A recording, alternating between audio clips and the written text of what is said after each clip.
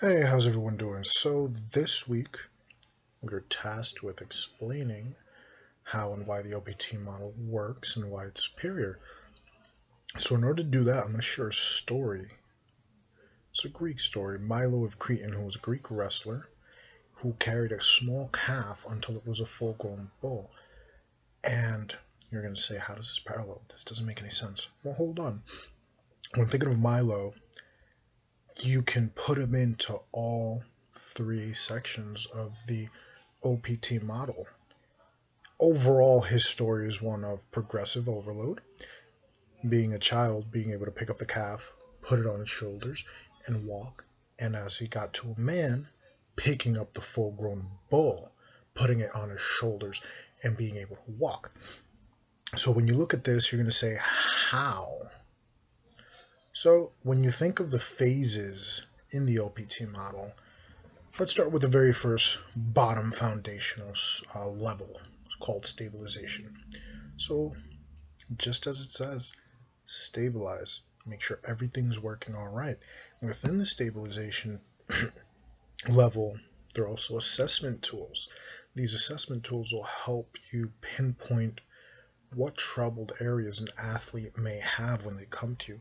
And that's really good when you're working with either, adolescents, the elderly, or people coming out of rehab, or even athletes that have been training for years who may have developed bad patterns over time.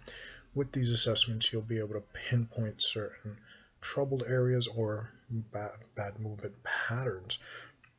So over time, Milo keeps developing and picking up this calf as it's getting bigger, 10, 20, 30 pounds over time.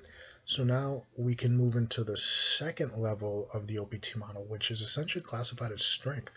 And strength is broken down as endurance, hypertrophy, and maximal strength. So why is this relevant?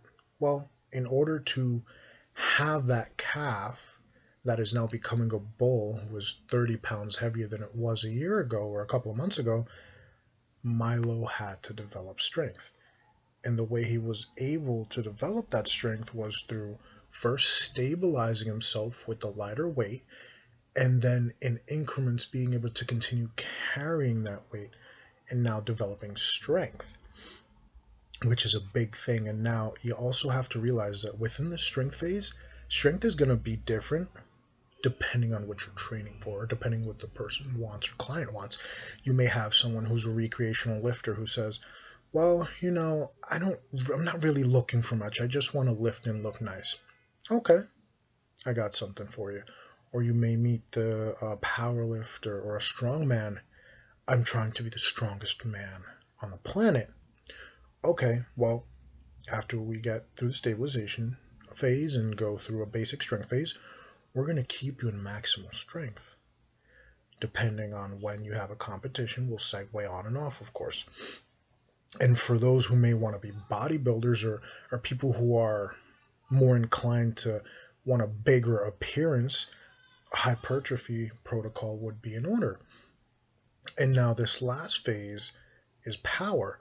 Now, if you think about Milo, he's picking up the calf who is now a bull.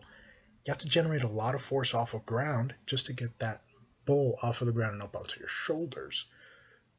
So he essentially progressed through all four phases. So I hope this helps and that it was helpful. And why the OPT model is superior? Well, progressive overload, assessment tools, and it's a systematic approach. So hope that helps.